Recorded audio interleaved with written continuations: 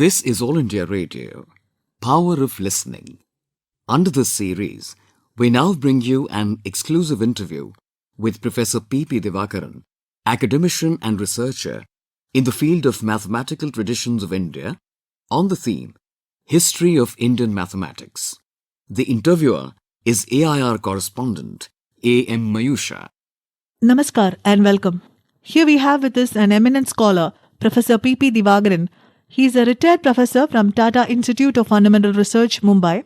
After retirement, he has been associated with several institutions across the country. Supported by the Senior Award of the Homi Bhabha Fellowship Council, he has during this time been deeply involved in research into the history of India's mathematical heritage. He has lectured and written widely on the subject and is the author of the book The Mathematics of India, Concepts, Method, Connections, published in 2018. Today, we will discuss the mathematical tradition of India and its outstanding contributions to the world. Welcome to the show, Professor. My first question, sir. As an academician, you're from the field of physics. What inspired you to the history of Indian mathematics? Well, of course, all such questions, they don't have simple answers. But, I'm not a mathematician by profession. I'm a physicist. But I'm a mathematical physicist. And I've always been interested in mathematics. But then what really happened was that after I retired, during the time I was spending in Chennai, I discovered that a very, very distinguished historian of mathematics of Kerala, Dr. K.V. Sharma, was actually a neighbor within walking distance of where I was staying. And I happened to have been introduced to him by a common friend. And I found him absolutely the finest kind of scholar we have in mind when we talk of Indian scholarship. He was very welcoming. He was at that time working on the translation into English of Yukti Bhasha, which had not been translated before. So I got into the habit of going there, and I learned a lot of things from him. He asked me, do you want to read this book? I said, yes, I would like to. Then he said, why don't you try? It's in Malayalam.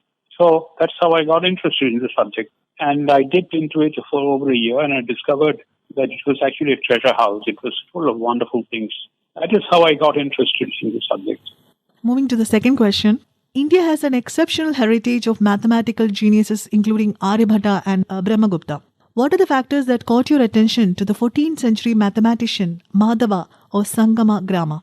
That is a straightforward answer in the sense that, India has a long tradition of mathematical activity. As an old documentary was titled, it extended from the Indus Valley to Indira Gandhi. Many famous names, Aryabhatta, first of all, the greatest of them all. Then you mentioned Brahmagupta. I would add Bhaskaracharya and several others. But if you look at accounts of the history of Indian mathematics and Indian astronomy, the two are tied together, then you find Madhava's name is often not there. And then you discover that very many people educated in the sciences, for example, had not heard of Madhava. The scholars knew his name. Yes, Saraswati Amma knew, definitely. In fact, there are lots of discussions of his work in her book. So when I was reading Yukti Bhasha, it makes it clear that Madhava's work is on a par with Aryabhatta. In fact, I consider them the two great pillars of Indian mathematics. So that is how I got interested. The two of them, Aryabhatta and Madhava, have a distinction which other Indian mathematicians don't have. They created entirely new disciplines of mathematical inquiry. So it is natural that I got interested in Madhava. I wanted to know what actually he did and where the ideas that he developed came from. That is how I got interested. Secondly, I could read Yukti Bhasha because it is in Malayalam. Sanskrit, you have to have help from people. Technical questions arise. So there you are. That is my answer. What is the Kerala School of Mathematics? What is its place and significance in the history of Indian mathematics? First of all, I would request you, and through you, the listeners, to keep in mind that there is not one Kerala School of Mathematics. There are actually two. Madhava lived from, let's say, about 1350, 1360 till about 1420 AD. In the 9th century, in a different place, the place which is now called Kodungalur, then known as Mahodayapuram, there was a school of mathematicians and astronomers, of whom we know two names very well. One is a man called Govindaswamy, the other is his son, whose name is Shankaranarayana.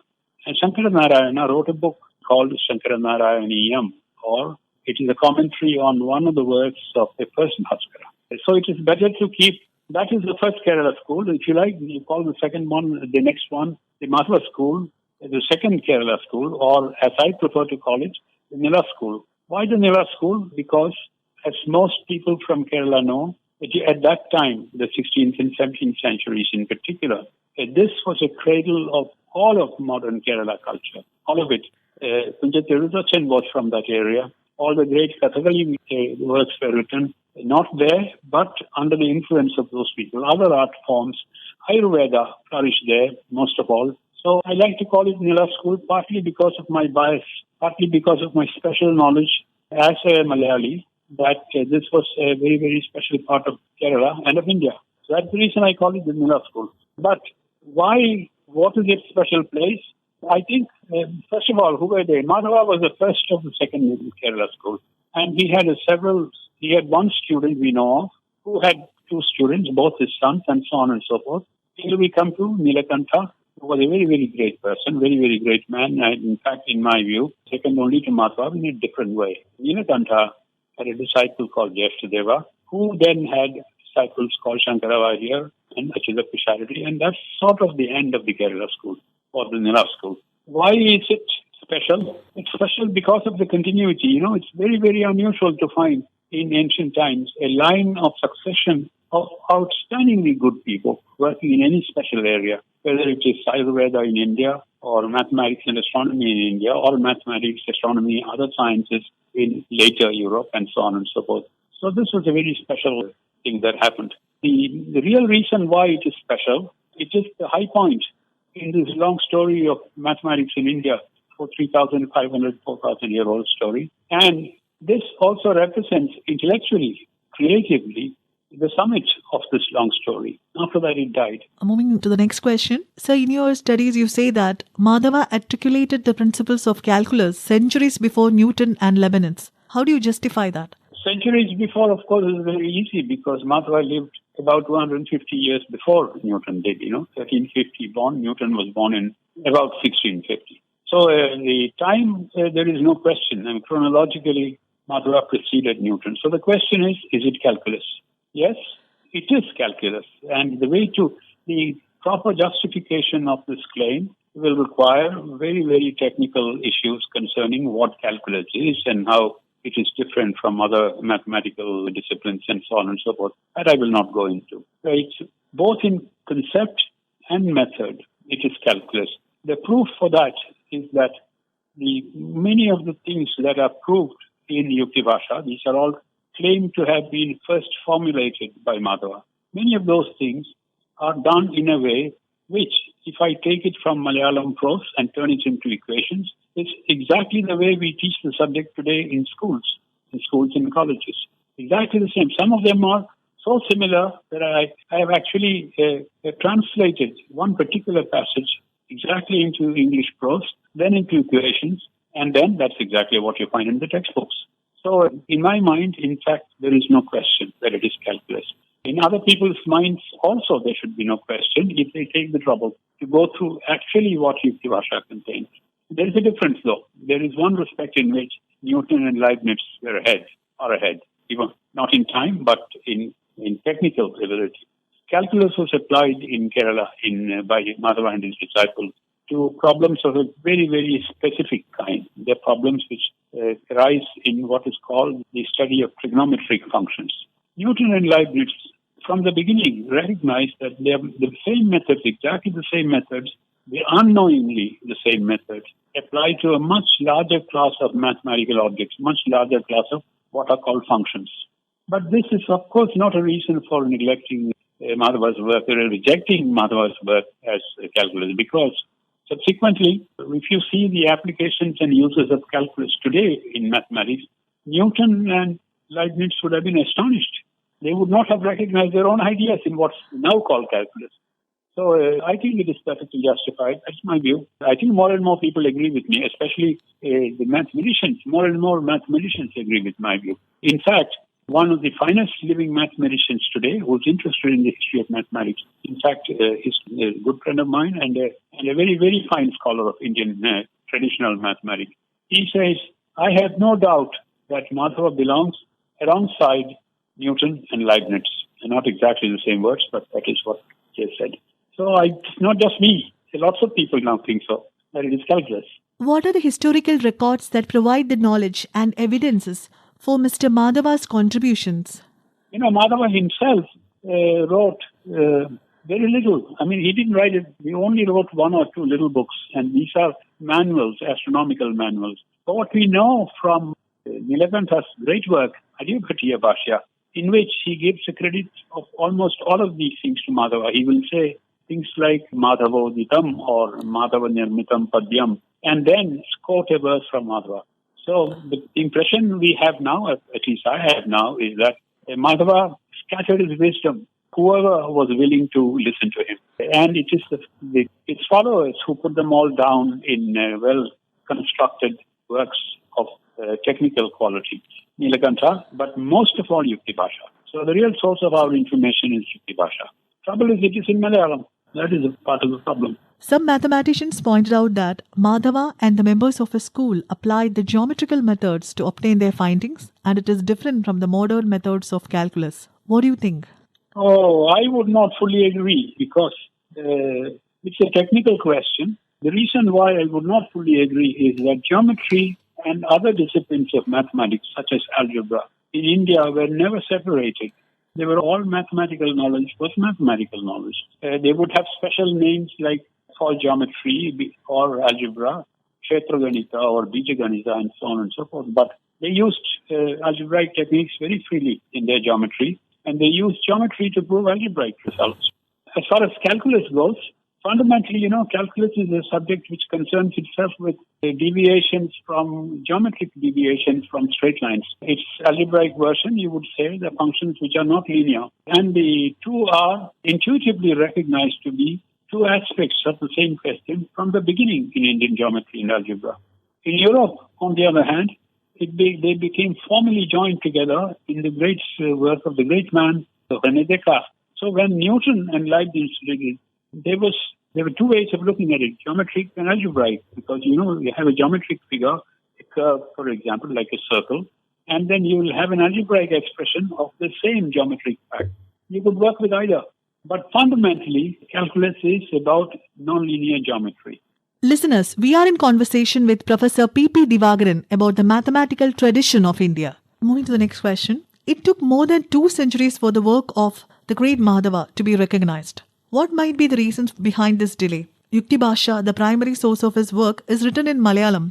Can we assume that geographic location and language barrier delayed the process? Yeah, I think from a historical point of view, it's a very, very interesting question.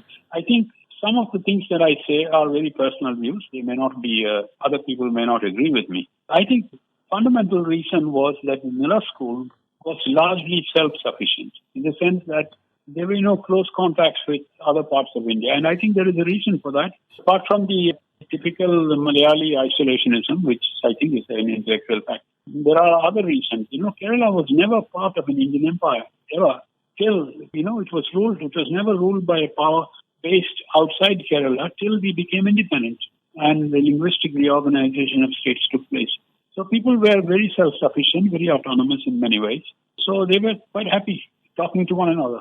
That's enough for them. It is not just that it did not go out of Kerala. You must remember the villages in which these mathematicians lived, all of them lived together, were not more than walking distance away, one from the other. Trikandiyur, Alathiyur, Thiruprangod, then Kudalur, where Madhava himself comes from, according to me. They're all within 10 kilometers, 20 kilometers of one another. So it is very compact. It's a very special, very esoteric activity. It is not something which they took to the common people. So that's one reason. The fact that it was, most of the books were written in Sanskrit. And Sanskrit was supposedly known by all scholars everywhere in India. So it's something of a surprise that other people did not know. I think the explanation is what I just said a little earlier. Yukti Bhasha is in Malayalam, and that has had a tremendous impact on the absence of, because Yukti Bhasha is by far the most detailed, the most complete, the most sophisticated account of Madhava's ideas and techniques, and that remained unknown for a very long time.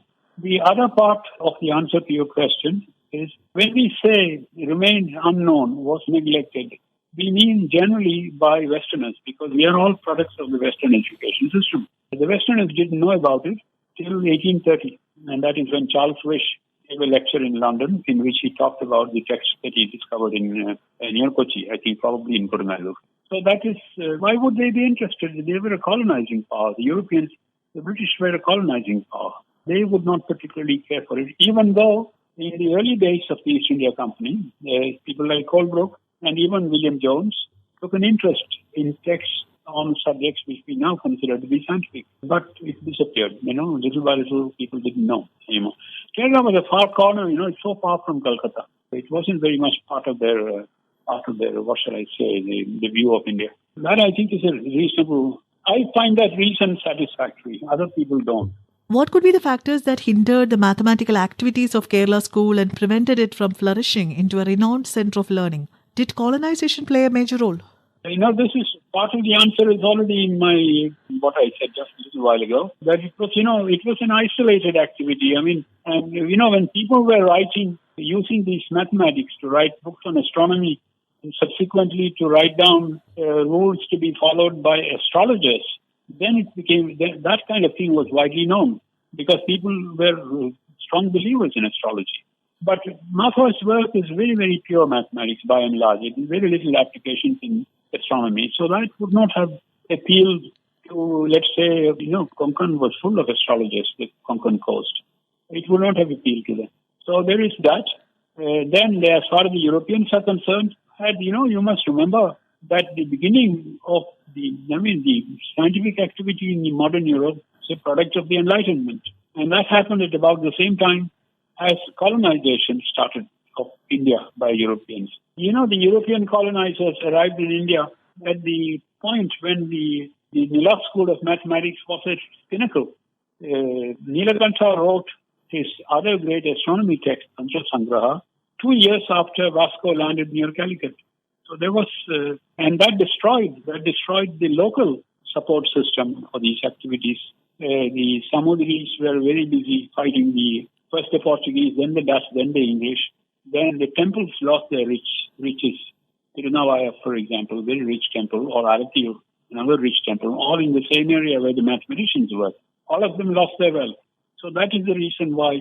And the Vasco da Gama certainly would not have understood what Madhava was doing or what Nilakantha was doing. He was just a very fast person. Not like the Jesuits who came later. But even for that, there is very little evidence that the Jesuits actually understood this stuff. There is very little evidence. To what extent the international mathematical community accepted the discoveries of Madhava? Now, fully. It took a long time, but finally, the international mathematical community, those who are interested, they know that this is very beautiful work. It's not just the calculus part of it, which we have talked about a little while ago. It is also so many other things that Madhava did, which are very, very modern in spirit. That is, which were done in European mathematics substantially later, not because they were not smart enough, but because those problems didn't arise in Europe till then. For Madhava, those problems arose while he was working in the 14th, 15th century. And he solved them. And that is now beginning to be recognized. Several people have written books, and many, many learned articles are coming out, and mostly by scholars from outside India.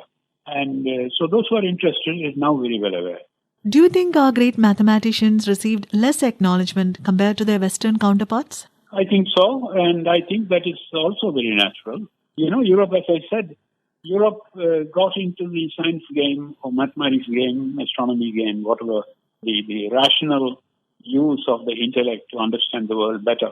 As a result of the rediscovery of its Greek heritage, the classical Greek heritage. And that played a very big role in the Enlightenment, the renaissance of intellectual and aesthetic activities in Europe. And they were fully involved in understanding that. So even after the first texts were published from India, like Colebrook's book on the work of Brahmagupta and Bhaskaracharya in the beginning of the 19th century, it took a very long time for them to get involved in it, but they did get involved in it. So the Europeans, naturally, there are puzzles, however. There are European mathematicians, mathematical historians, who till very late, till the first half of the 20th century, would still find it difficult to believe that all of this work arose independently in India. As far as we know, Madhava's work was not influenced by anything from anywhere else, except, of course, his primary source of inspiration, which is Aryabhata, 1,500 kilometers away in Bihar. So, yes, the Europeans tend to favor an interpretation of the history which is Greek-centric. I don't think we should complain about this because the real reason is the real way to get over this feeling that some Indians have is to do our own history very well, very rigorously as well as we can. I think so. Sir, do you think in-depth studies are needed on the mathematical discoveries of the Kerala School of Mathematics or the Nila School specifically? I think so, because for the reason being that, there are hundreds, maybe thousands of manuscripts lying around. And these manuscripts very often are about the same text, but there are variations in them. There are differences in them. And almost all of them are in Sanskrit, if you are in Malayalam. Of the important ones, only Yukti Bhasha is in Malayalam. Everything else is in Sanskrit. The amazing thing is that even if I take the main works of the Nila school, only about 10% have a translation. Forget about detailed commentaries. Just a plain translation into a language which more people, especially those not from India, can follow. Most of them are in Sanskrit, as I said. The Malayalam text has been translated into English, so that is now available. So there is tremendous amount of work to be done. It's not only here. I'm sure that the manuscript library in Mysore probably will produce a certain number of texts of this kind. For example, one very interesting manuscript of a standard classic of Aryabhata's, in fact, Aryabhatiya, was found in the museum in Baroda. Why is it interesting? Because on one sheet there is an inscription in Malayalam. This is how we know the genealogy, Madhava to Parameshwara to Nilakantha and so on and so forth. That's in Baroda. And Baroda Museum has many, many manuscripts. Mysore Manuscript Library has plenty of them. Our own Trivandrum, the old government manuscript library, are part of the university system. So there are plenty of things to be done. Sir, as you have mentioned, there are a lot of manuscripts across India. Just as the work of Madhava and others, many works of modern mathematics have been lost until various efforts like yours and others, specifically non-Sanskrit areas of other parts of India, which may have already lost to us. How should we go about rediscovering them from modern times? I don't have a good answer for that. I think in the sense that, wherever they were, the community of mathematicians and astronomers wrote most of the texts in Sanskrit, the Sanskrit of that time, and sometimes colored by the region. But most of the texts are in Sanskrit. Even as late as 19th century, I believe there is a text from Orissa by a very well-known fine scholar. And Orissa by then was part of the British India. It was still in Sanskrit.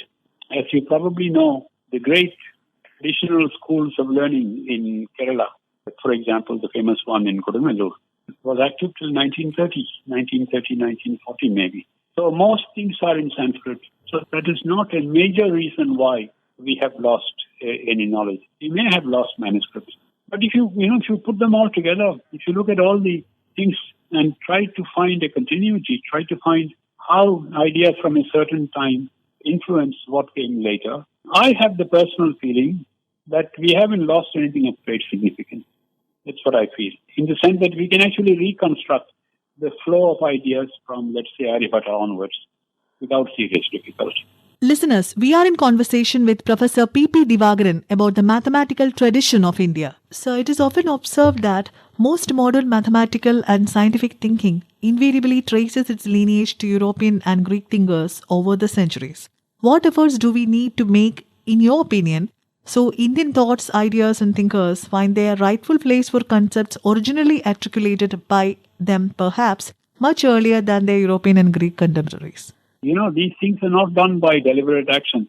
It is not because some university or some government agency decides that we shall put Indian mathematics in the forefront, that Indian mathematics will come to the forefront. It will come when we have a community of scholars who are people of integrity, objective historians of the highest quality, unimpeachable objectivity in the way they look at their thing, not false pride If we do that in course of time, of course it will not happen overnight, because these are not easily, these customs and habits are not easily changed.